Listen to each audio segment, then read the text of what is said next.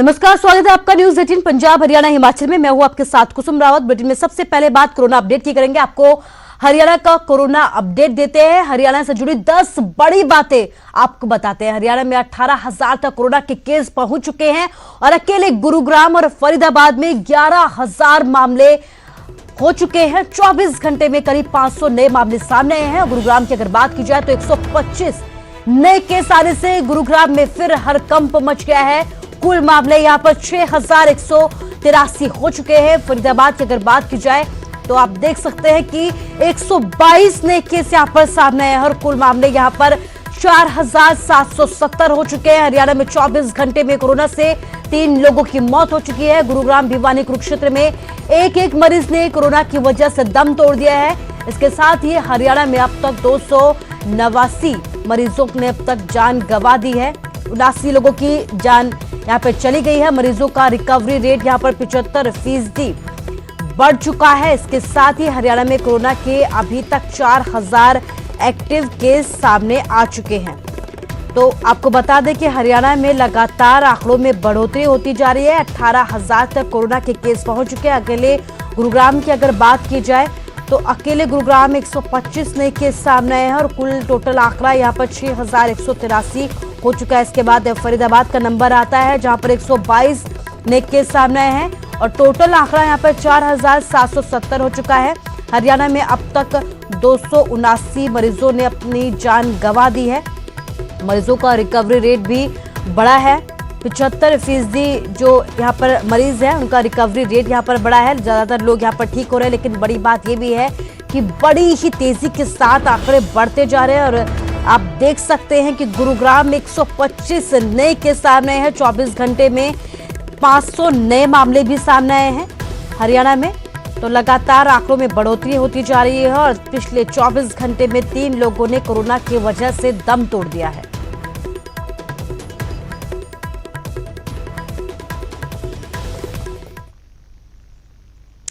और हरियाणा के बाद बात पंजाब की करते हैं। पंजाब में कोरोना की वजह से 5 और लोगों की मौत हो चुकी है। अमृतसर, लुधियाना, मोहाली में एक मरीज ने कोरोना की वजह से दम तोड़ दिया है। गुरदासपुर, संगरूर में भी एक मरीज की जान चली गई है कोरोना की वजह से। पंजाब में अब तक 176 लोगों ने अपनी जान गंवा दी है। पंजाब में 6700 के पार आंकड़े पहुंच चुके हैं। अमृतसर की अगर बात की जाए तो अमृतसर में 18 और जालंधर में 17 नए केस सामने आए हैं। लुधियाना में 41, पटियाला में 30 नए केस सामने आए हैं। लुधियाना के एडीसी भी कोरोना पॉजिटिव पाए गए हैं। खन्ना के एडीसी भी कोरोना पॉजिटिव पाए गए हैं।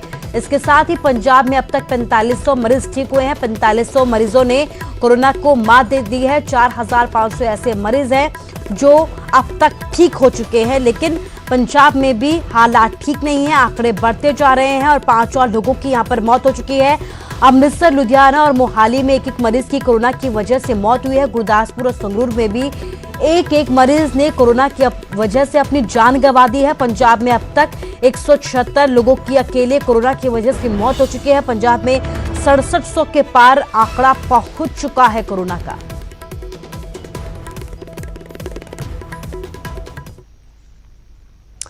तो दुनिया भर में कोरोना का जबरदस्त कहर देखा जा रहा है। ब्राजील के राष्ट्रपति भी कोरोना की चपेट में आ गए हैं। राष्ट्रपति जेयर बोल्सोनारो कोरोना संक्रमित पाए गए हैं। ब्राजील में 16 लाख केस सामने हैं। इसके साथ ही 67,000 मौतें यहां पर अब तक हो चुकी हैं। कोरोना के मामलों में ब्राजील दूसरे नंबर पर है। 30 लाख मामलों के साथ अमेरिका सबसे ऊपर है और इसके बाद ब्राजील का नंबर आते हैं। अमेरिका में अब तक 1,33,000 लोगों की कोरोना की वजह से मौत हो चुकी है। अमेरिका का में जो कोरोना का आंकड़ा है वो सबसे ज्यादा है। इसके बाद ब्राजील का नंबर आता है और तीसरे नंबर पर अब भारत भी पहुंच चुका है। लेकिन बड़ी बात यह है कि ब्राजील के राष्ट्रपति भी अब कोरोना संक्रमित पाए गए हैं। ब्राजील में 16 लाख केस से 66,000 यहां पर मौतें हो चुकी हैं कोरोना की वजह से। इसके साथ ही कोरोना के मामलों में ब्राजील अब दूसरे नंबर पर है और भारत तीसरे नंबर पर। सबसे ऊपर अमेरिका है जहां पर 30 लाख मामले सामने आ चुके हैं।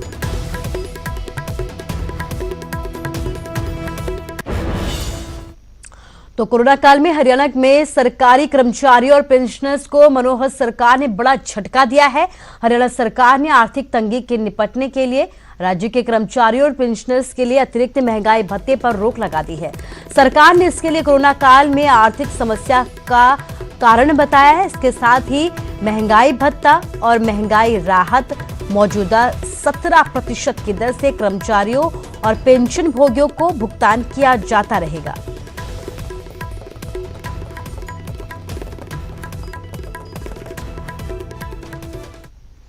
और इधर कर्मचारियों को महंगाई भत्ते के मुद्दे पर कांग्रेस ने बीजेपी सरकार को निशाने पर लिया है। पूर्व सीएम भूपेंद्र सिंह हुड्डा ने यह कहा है कि जब तक ये सरकार रहेगी कर्मचारियों को कभी महंगाई भत्ता मिलेगा ही नहीं। वहीं रणदीप सुरजेवाला ने कहा है कि महंगाई भत्ते के मुद्दे पर सरकार जो है अपना पक्ष नहीं ले पा रही है। 21 ही लिखा है, जब तक ये रहेंगे बंद ही रहेगी। 21 में फिर आ जाएगा बंद। भाई इनमें तो जो पीटीआई जो मर चुके हैं अपनी सर्विस में, जो उनके विधवाओं को पेंशन मिलनी थी वो भी बंद कर दी, तो आप क्या इंतजार करेंगे? खट्टर सरकार अब सरकार नहीं, कर्मचारी विरोधी संघ बन गई है। आए दिन कर्मचारियों की प्रताड़ना, आए दिन कर्मचारियों की जेब काटना, आए दिन कर्मचारियों की तनख्वाह से वसूली करना सरकार का भाजपा जजप्पा सरकार का ध्येय बन गया है। 6 जुलाई 2020 के कल के आदेश ने तो हद कर दी, जब सरकार ने 18 महीने की 3 महंगाई भत्ते की किश्तें न केवल सरकारी कर्मचारियों बल्कि पेंशनरों की तनख्वाह और पेंशन से भी काट ली। तो कोरोना के इस दौर में हरियाणा में बड़ौदा उपचुनाव की चर्चाएं तेज है। तमाम सियासी दलों ने अपनी ताकत झोंक दी है। बीजेपी जहां जीत का दावा कर रही है, वहीं कांग्रेस और इनेलो के अपने अपने दावे हैं। और इन सब के बीच सीएम मनोहर लाल और पूर्व सीएम भूपेंद्र सिंह हुड्डा में जुबानी जंग छिड़ गई है। कोरोना काल में सियासी जंग, उपचुनाव की सरगर्मी तेज। बड़ौदा में कौन मारेगा बाजी?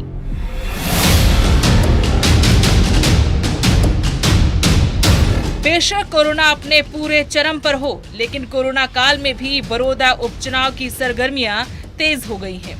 सवाल है कि आखिर बड़ौदा में बाजी कौन मारेगा? एक तरफ जहां बीजेपी जीत का दावा कर रही है, तो कांग्रेस इसे अपनी परंपरागत सीट बता रही है। और हम तो ये कहते हैं कि बड़ौदा सीट हमने आज तक कभी जीती नहीं है, कभी नहीं जीती। पहली बार अब बाई इलेक्शन के आते ये सीट बड़ौदा की Bharatiya Janata party JJP alliance जीतेगी, निश्चित जीतेगी। क्योंकि मैं भी 3-4 गांव में होके आया हूँ और उन 4 गांव के अंदर जो माहौल मुझे दिखा है प्रो गवर्नमेंट, प्रो इनकम्बेंसी जिसको कहते हैं, इस प्रकार का लोगों को इतनी सुविधाएं लोगों को मिल रही हैं। उन सुविधाओं में किसान तो यानी अंदर अंदर बहुत प्रसन्न है। जो ये लोग किसानों के बने रहते हैं मसीहा, आज किसान कहता है कि जितना पैसा अब हमारे अकाउंट में इस बार आया है, हमने आज तक कभी नहीं देखा था कि 2-2, 4-4, 5-5 लाख रुपए हमारे अकाउंट में चला जाएगा। वो आड़ती खाते में दबा रहता था। बड़ौदा में तो उस समय भी जीता था और हमारा विधायक भी जीता था। ये तो विधानसभा के चुनाव तो लोकसभा के चुनाव के बाद लोकसभा के मुद्दे और होते हैं, विधानसभा के और हैं। सरकार के जो राज्य सरकार है वो विफल सरकार है।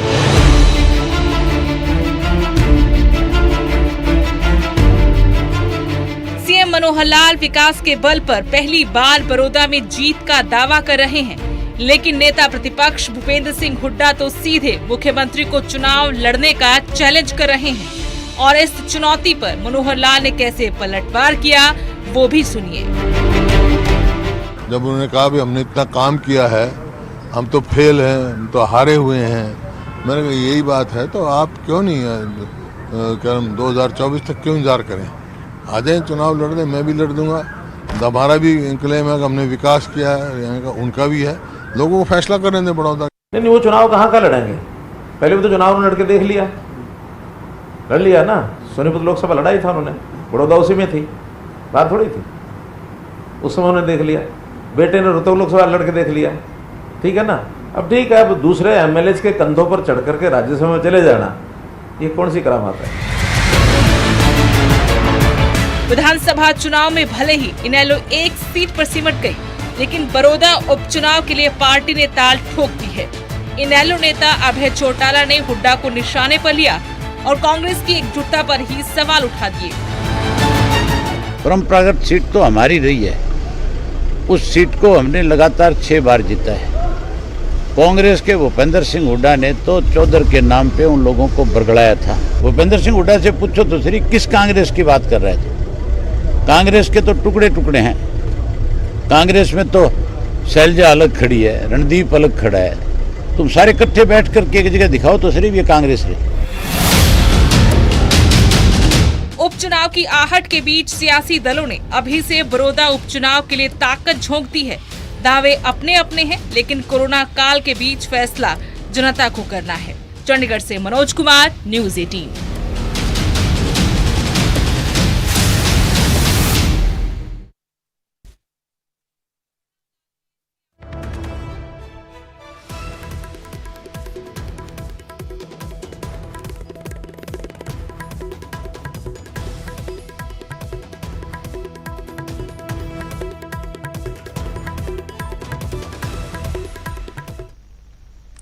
और इस वक्त एक बड़ी खबर आपको बता रहे हैं, यूपी के मोस्ट वांटेड विकास दुबे का हरियाणा कनेक्शन सामने आया है। फरीदाबाद के होटल में रुका हुआ था विकास दुबे। सूत्रों के हवाले से बड़ी खबर आपको बता रहे हैं, पुलिस के आने की भनक लगते ही फरार होने का शक जताया जा रहा है। विकास के 2 साथियों को पुलिस ने पकड़ लिया है। इसके साथ ही 8 पुलिस वालों की हत्या का आरोपी है विकास दुबे।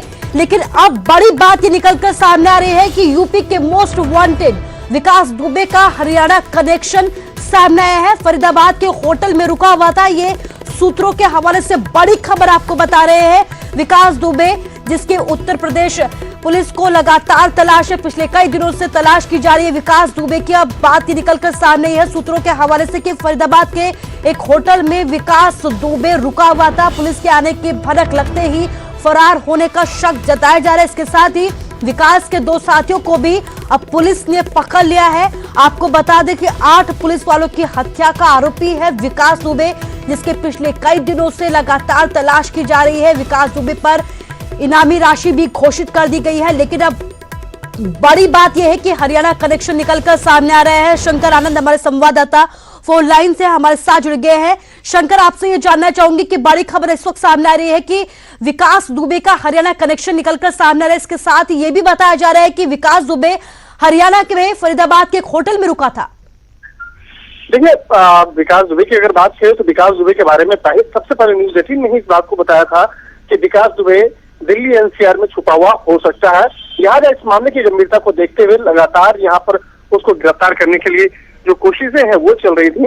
और कल जो है जिस तरह से फरीदाबाद में कुछ संदिग्ध लोगों को देखा गया, बाद में अनुमान लगाया गया कि ये विकास दुबे का गुर्गा हो सकता है। और विकास दुबे खुद भी यहाँ पर फरीदाबाद में आया था, यहाँ होटल में रहने के लिए।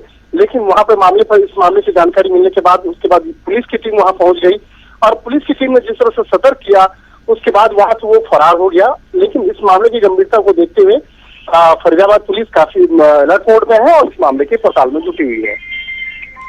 जी शंकर, इस तमाम जानकारी के लिए आपका शुक्रिया। तो बड़ी बात यह है कि पड़ताल लगातार की जा रही है, तफ्तीश लगातार की जा रही है और अब बड़ी बात ये निकलकर सामने है कि यूपी के मोस्ट वांटेड विकास दुबे का हरियाणा कनेक्शन निकलकर सामने है। फरीदाबाद के होटल में रुका हुआ था। सूत्रों के हवाले से ये बड़ी खबर सामने है। इसके साथ ही न्यूज़ 18 ने ही इस बात का सबसे पहले खुलासा किया था, इस बात का शक जाहिर किया था कि कहीं ना कहीं विकास दुबे जो है वो हरियाणा या फिर एनसीआर में ही छुपे होने की आशंका जताई गई थी। इसके बाद ही पुलिस के आने की भनक लगते ही फरार होने का शक भी यहाँ पर जताया गया है। फरीदाबाद के होटल में रुका हुआ था। ये सूत्रों के हवाले से बड़ी खबर है। आपको बता दें कि विकास दुबे पर 8 पुलिस वालों की हत्या का आरोप है। इसके साथ ही विकास दुबे के 2 साथियों को भी पुलिस ने अब पकड़ लिया है।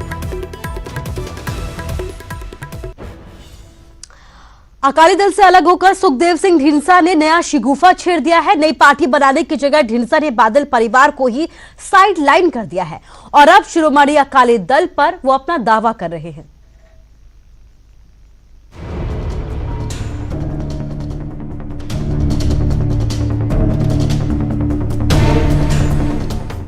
श्रोमणी अकाली दल किसका, बादल परिवार का या सुखदेव सिंह ढींडसा का?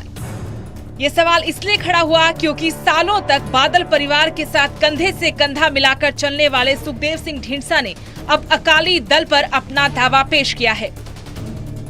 लुधियाना में अपनी नई सियासी पार्टी का ऐलान करने पहुंचे ढींडसा ने नया सियासी ट्विस्ट पैदा कर दिया। ढींडसा ने न सिर्फ श्रोमणी अकाली दल की मौजूदा लीडरशिप को बाईपास करते हुए पार्टी पर अपना हक जताया, बल्कि श्रोमणी अकाली दल के चंडीगढ़ दफ्तर पर भी अपना दावा पेश किया। साडे सीनियर साथी साहबान, दूर दूर तो आई सारी संगत ते जिन्हां ने मैनू अज प्रधान चुनिया, मैं सारिਆਂ ਨੂੰ ਪਹਿਲਾਂ फतेह बुलाना राज्य नाल मैं ਤੁਹਾਡਾ ਧੰਨਵਾਦ करा।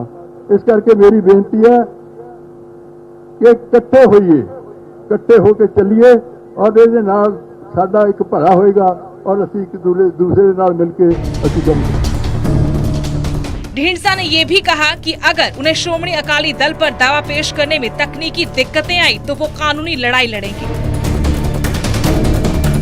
लेकिन मैं तो यकीन दिखाना दुआना ਤੁਹਾਨੂੰ कि ਤੁਸੀਂ ਸਾਨੂੰ ਸਾਲ ਦਿਓ, ਅਸੀਂ ਸਾਰਾ ਕੁਝ ਕੱਢ ਕੇ ਦੇਵਾਂਗੇ, ਇਨਸਾਫ ਦਿਵਾਵਾਂਗੇ।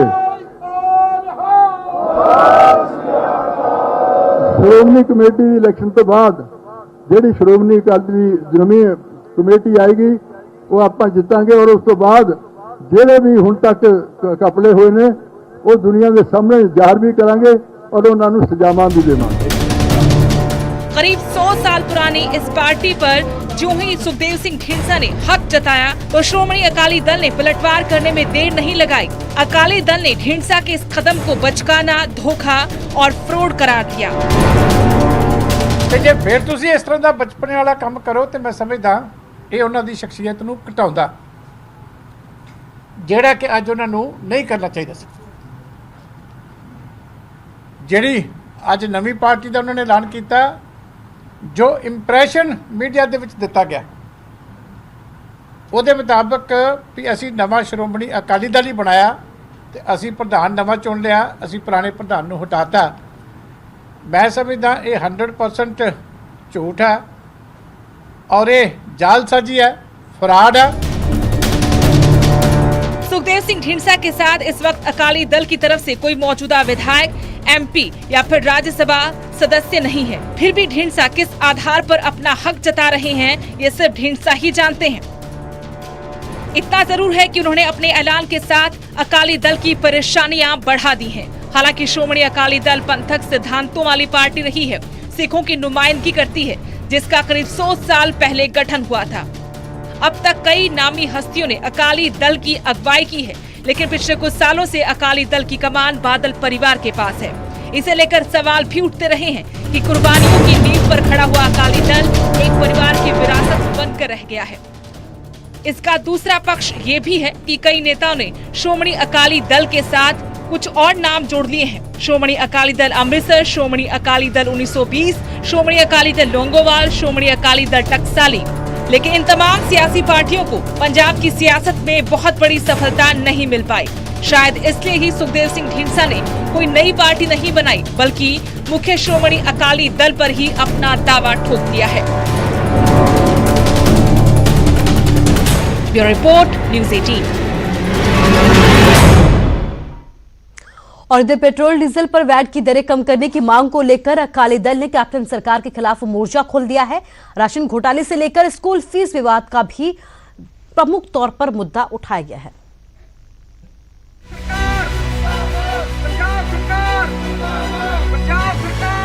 महंगे पेट्रोल डीजल के बहाने अकाली दल का गुस्सा सूबे की कांग्रेस सरकार के खिलाफ जमकर भड़का।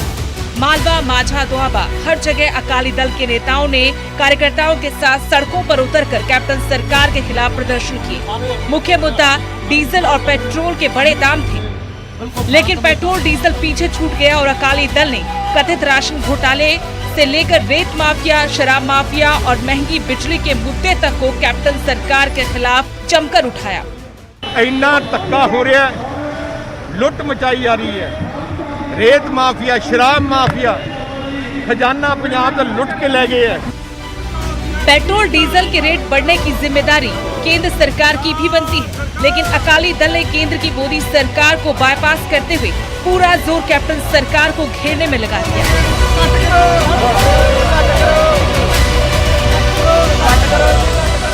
ਸਭ ਤੋਂ ਜ਼ਿਆਦਾ ਵੈਟ ਹਿੰਦੁਸਤਾਨ ਵਿੱਚ ਪੰਜਾਬ ਸਰਕਾਰ ਨੇ ਪੈਟਰੋਲ ਤੇ ਲਾਇਆ ਹੈ ਤੇ ਮੈਂ ਆਮ ਆਦਮੀ ਪਾਰਟੀ ਨੂੰ ਕਹਿਣਾ ਚਾਹਣਾ ਕਿ ਦਿੱਲੀ ਦੇਖੋ ਤੁਹਾਡੇ ਕੇਜਰੀਵਾਲ ਨੇ ਕਿੰਨਾ ਟੈਕਸ ਲਾਇਆ। ਪਹਿਲ ਕਰੋ, ਸੂਬੇ ਵਾਲੀ ਸਰਕਾਰ ਪਹਿਲ ਕਰੇ, ਪੰਜਾਬ सरकार टैक्स घटाए। कांग्रेस के खिलाफ इन प्रदर्शनों में बिक्रम मजीठिया सुखबीर बादल से भी आगे नजर आए। सियासी विरोधियों को घेरते वक्त मजीठिया शब्दों की मर्यादा तक भूल गए।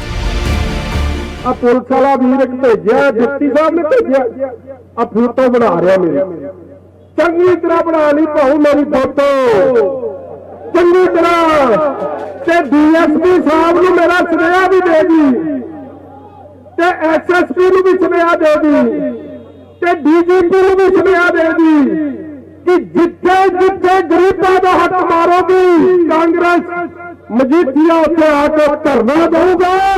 पेट्रोल डीजल का मसला केंद्र सरकार के साथ जुड़ा हुआ है, लिहाजा कांग्रेस को भी अकाली दल पर पलटवार का मौका मिल गया। कांग्रेस ने अकाली दल को सलाह दी कि सिर्फ सड़कों पर उतरने से कुछ नहीं होगा, बल्कि किसानों की अगर असल में फिक्र है तो फिर केंद्र सरकार में मंत्री पद छोड़ना चाहिए। देखो अकाली दल भंबल भूसियां च पै गया बेचारा, ਉਹਨੂੰ ਸਮਝ ਨਹੀਂ ਲੱਗਦੀ ਕਿ ਮੈਂ ਕਰਾਂ ਤੇ ਕੀ ਕਰਾਂ। ਹੁਣ ਤੇ ਫਸ ਗਈ ਜਾਨ ਸਕੰਜੇ ਅੰਦਰ, ਜਿਉਂ ਵੇਲਣ ਵਿੱਚ ਗੰਨਾ। ਬਈ ਜੇਕਰ ਕੇਂਦਰ ਦੇ ਸਰਕਾਰ ਦੇ ਖਿਲਾਫ ਹੁਣ ਮੁਜ਼ਾਹਰਾ ਕਰਦੇ ਆ ਤੇ ਹਰਸਿਮਰਤ ਕੌਰ ਬਾਦਲ ਦੀ ਕੁਰਸੀ ਜਾਂਦੀ ਹੋ, ਤੇ ਜੇਕਰ ਉਹ ਕਿਸਾਨਾਂ ਦੀ ਗੱਲ ਨਹੀਂ ਕਰਦੇ, ਪੰਜਾਬ ਦੀ ਗੱਲ ਨਹੀਂ ਕਰਦੇ, ਤੇ ਫਿਰ ਪੰਜਾਬ ਦੇ ਵਿੱਚ ਜ਼ਮਾਨਤਾਂ ਜ਼ਬਤ ਹੋਣੀਆਂ। अकाली दल के इस प्रदर्शन से पंजाब के लोगों को महंगाई से राहत मिलेगी या नहीं ये पता नहीं, लेकिन अकाली दल ने महंगे पेट्रोल डीजल के बहाने अपनी सियासत जरूर चमका ली। Bureau report, news 18।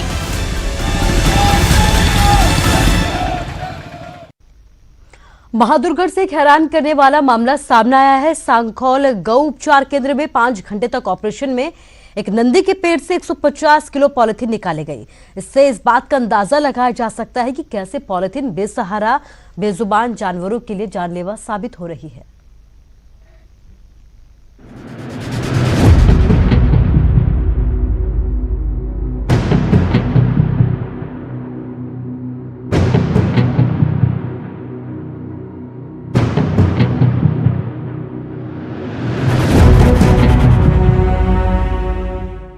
आपकी ओर से फेंका पॉलीथीन आवारा जानवरों के लिए जानलेवा हो सकता है। पर्यावरण को तो नुकसान होता ही, न जाने कितने जानवर इसे खाने से बीमार हो जाते हैं, कई तो मौत के मुंह में समा जाते हैं।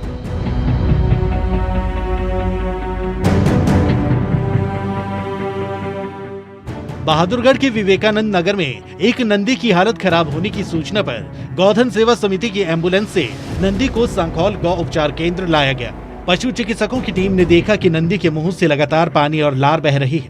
नंदी ठीक से सांस तक नहीं ले पा रहा। जब उसका ऑपरेशन किया तो डॉक्टर भी हैरान रह गए। नंदी के पेट से 150 किलो पॉलीथीन, लोहे का सामान, सिक्के निकले। यानी जाने अनजाने हम आप जो यूं ही सड़कों पर या इधर उधर खुले में पॉलीथीन फेंक देते हैं, वो इन बेजुबानों के लिए कितना घातक है आप जान गए होंगे। नंदी उनकी गली में घूम रहा है और वो सांस नहीं लिया जा रहा उसके पेट में इतनी गैस बन चुकी है कि सांस नहीं लिया जा रहा, और जब वो बैठता है तो उसके मुंह से इतना अजीब प्रकार का गंद मुंह से और नाक से निकलता है। तो हमारे जो फील्ड का जो हमारा असिस्टेंट है उसने जाके चेक किया, उसने देखा कि इसके पेट में अफारे का कारण है, इसके पेट में ज़रूरत से ज़्यादा पॉलीथीन की मात्रा था, जिसकी वजह से पेट इतना फूल चुका था, गैस बार बार बन रही थी, ना ही गोबर पास हो रहा था इसका और ना ही ये ढंग से बैठ पा रहा था, क्योंकि पेट में ज़्यादा पॉलीथीन होने की वजह से इसके फेफड़ों पे दबाव बन रहा था, जिससे सांस लेने में तकलीफ हो रही थी। इतना सारा गंद निकलने के बाद इसकी छाती पे जो प्रभाव, पेट का जो इफेक्ट आ रहा था वो कम हुआ है, जिससे सांस लेना जिसका नॉर्मल हो पाया।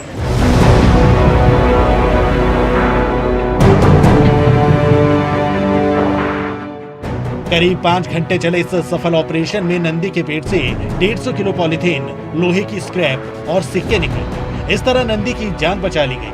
लेकिन आपसे अपील है कि कभी खाने का सामान पॉलीथीन में बांधकर सड़कों पर न फेंकें। ये बेसहारा भूखे गौवंश इन्हें पॉलीथीन समेत खा लेते हैं, फिर तिल तिल कर बेमौत मर जाते हैं। प्रदीप धनखड़, न्यूज 18 झज्जर।